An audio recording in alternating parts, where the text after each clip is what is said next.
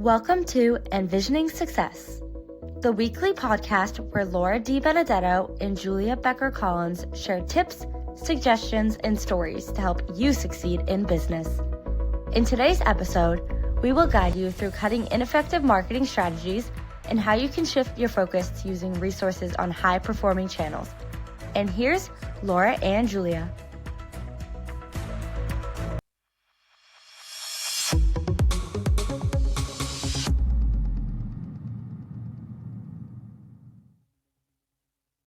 Hey everybody, how are you? Welcome to Envisioning Success. I'm Laura DiBenedetto, joined by Julia Becker Collins. And guess what? We're going to help you kick ass, take names, make more money, and have a lot less aggravation in your life. Today, the type of aggravation we're going to focus on is wasted marketing efforts and things that are not working for you because those suck. So this episode is brought to you, just like every other episode, it's brought to you by Vision, celebrating 25 years of marketing awesomeness. Basically, we help you to get out of your own way and finally start making money on easy mode. So if you're ready to start, swinging for the fences and really doing well, we're here for you. So all that in mind, we're really excited to help you not waste money. So this episode is number 59, and we have talked in all of our episodes about, hiring, marketing activities, and avatars, and this and that. But this one we've been really looking forward to because I think largely one of the big things that happens is we get clients who have been burned and have PTSD from crappy marketers, or they've done it themselves and just they burned themselves and they're wasting money. Yep. This makes my soul hurt. There's so many wasted, people are just throwing money at things that they don't need to be throwing at. I'm actually thinking of a conversation I had the other night at a networking event. It's a free event to go to. Like if you got your ticket, one of the first so many people, it was free, or you had to spend money. Mm-hmm. And it was two different groups that were coming together for this networking event. And one is a paid group. And so I'm assuming all those people have a paid membership. And then there was schmoes like me who had a free entry. And this woman made a not nice comment to me, which I'm sure you know went very well, about, you must not be in marketing because you don't have the marketing name tag. And I go, no, I just am not dumb enough to spend the money on the membership when I could come here for free. Bazinga. So that went over real well, as I'm sure you can imagine. But like a lead balloon, I'm guessing. Like a lead balloon. But my point was made. We were at the same event. She spent money to be there. I did not. Mm-hmm. Well, marketing dollars are really important. I mean, for years, people would be like, oh, how come I didn't see your business on Instagram? Because it's not how I get customers. And the mark of a good marketer is one that doesn't waste their time and energy trying to impress you, but a marketer who actually goes where their customer is. Mm-hmm. Yeah, I've got almost 26,000 followers on LinkedIn. I'm good. Right. I'm good. I spend my time where it's efficient and effective. And that's what we want to help you do, the same thing. Efficient and effective. And trust me, if you can go to the event like Julia did for free, why the hell would you pay for it? Thank you. Thank you. I have been to so many networking events where it's like, I can go for free. I can get a low cost ticket, etc. And then other people have spent lots of money to be there, and we're at the same event. Mm-hmm. Yeah. My favorite though is, you should join the chamber because then you get a discount, $5 on the entry ticket. No. Even mathematically, that doesn't add up. There's no way that I could ever achieve that. So, yes, I'm publicly saying that I think a chamber membership is a complete waste of money. Yep. I said that in my outside voice, so do with that what you will. So let's dive into these. We really want to help you stop the bleeding, man. Just stop, right? It sucks. So first thing, conduct a marketing audit. You need to actually regularly review all your activities and assess their effectiveness, which, like I talked about, and relevance to your goals. Are you a member of a organization just for the cachet of it? Is cachet paying your bills? Right. Are you wasting your energy on, for example, let's say you've got a construction company and, it's commercially focused, but for some ungodly reason, you're on TikTok. Right. Maybe you got a lot of followers because it's interesting, but is that converting to dollars? And that's the big question that I really want you to ask yourself when you're doing this marketing audit is this thing resulting in dollars?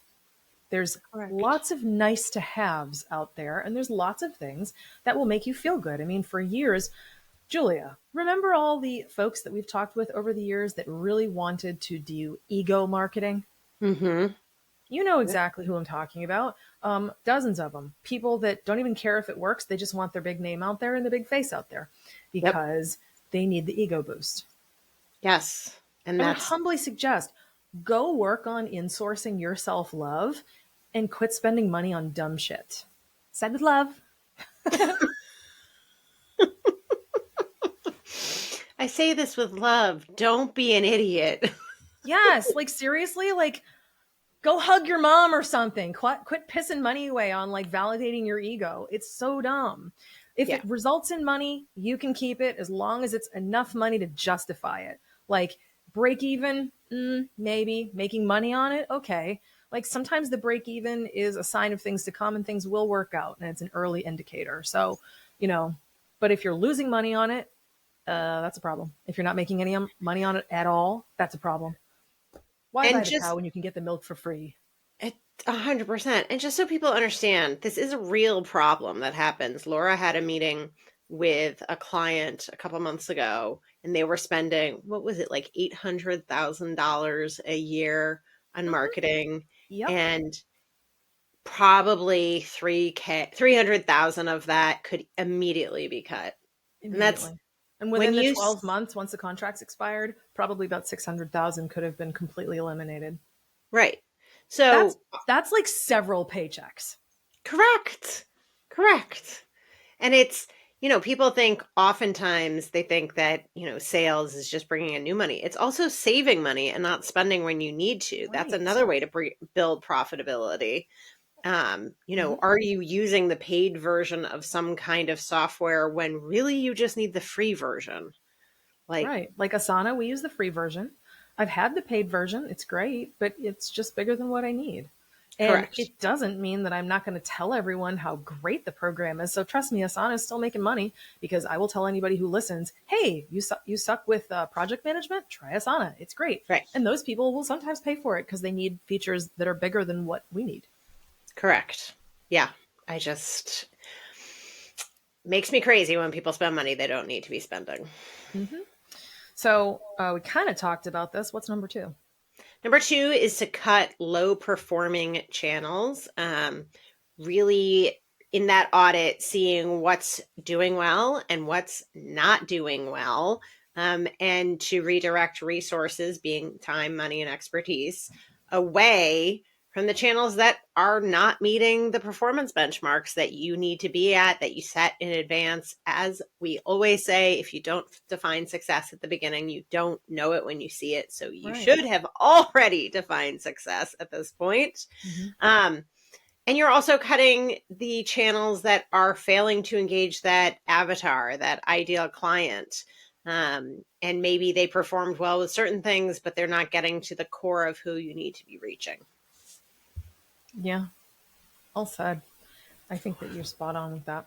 So number 3 is refocusing on your high ROI activities. So when you've done the thing that Julia just outlined for you, well, guess what? You should have some resources recuperated to double down, if you will, on the things that are working for you and working really well. Great example.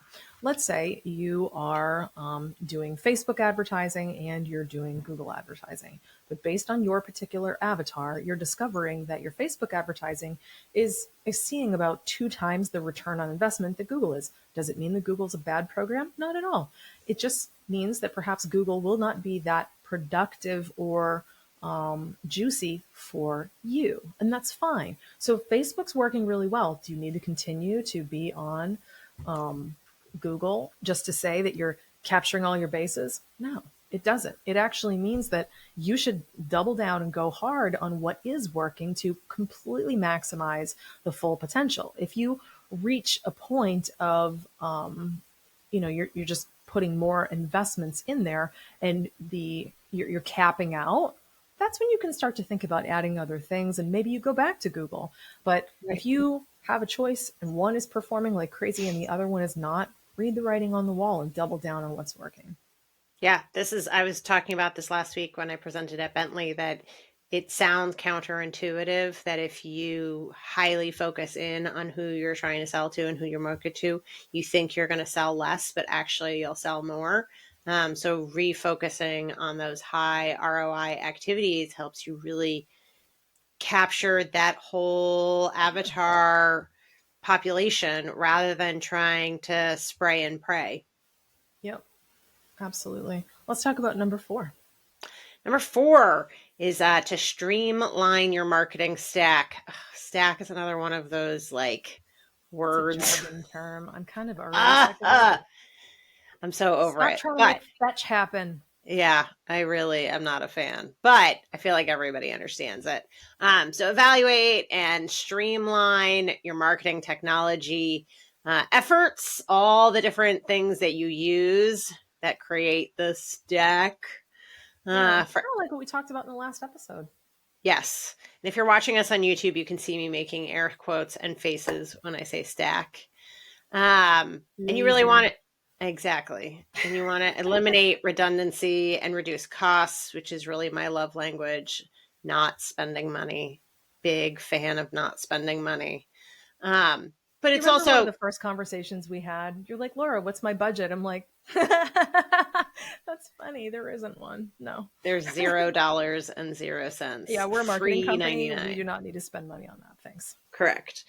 And that's not to say that you shouldn't spend money on things that are really worth it, that have that high ROI. Absolutely. So like Laura was saying, if Facebook ads are really like bringing in great leads, then that's where you should be spending money. If you need the paid version of Asana because it, has all the capacity you need so you could be more efficient and effective, great, then you should spend that money. But it's not spending money to just have the highest version of it. I agree with you completely.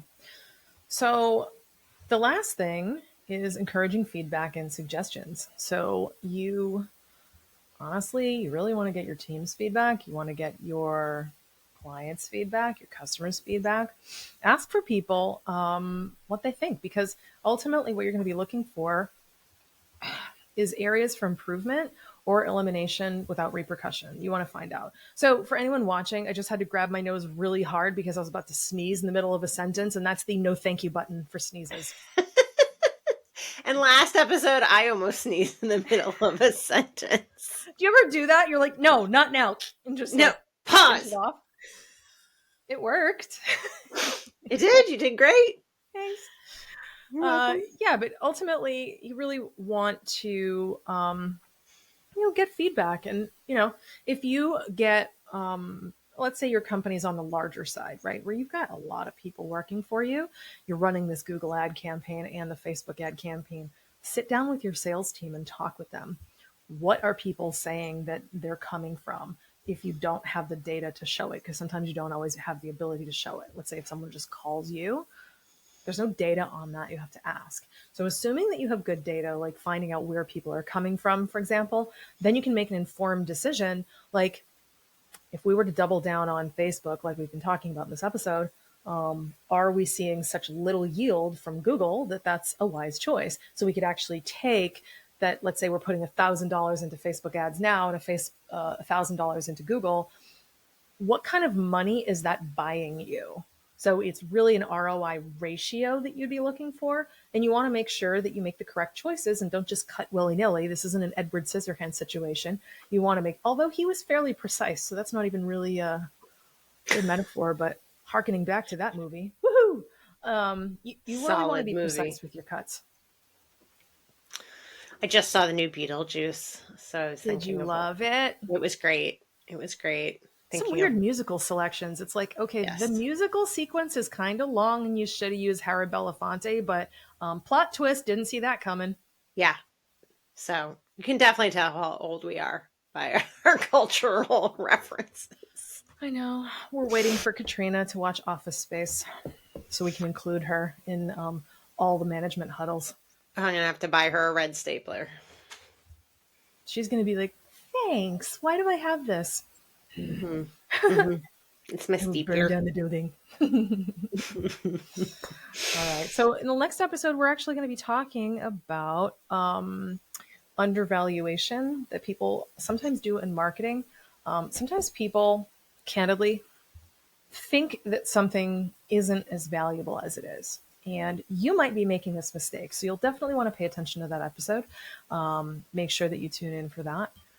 Once again, always, please hit us up on our website, vision-advertising.com, if you need marketing help for your company, or you would like for us to cover a specific topic that is just making your brain itchy. We would love to talk about it.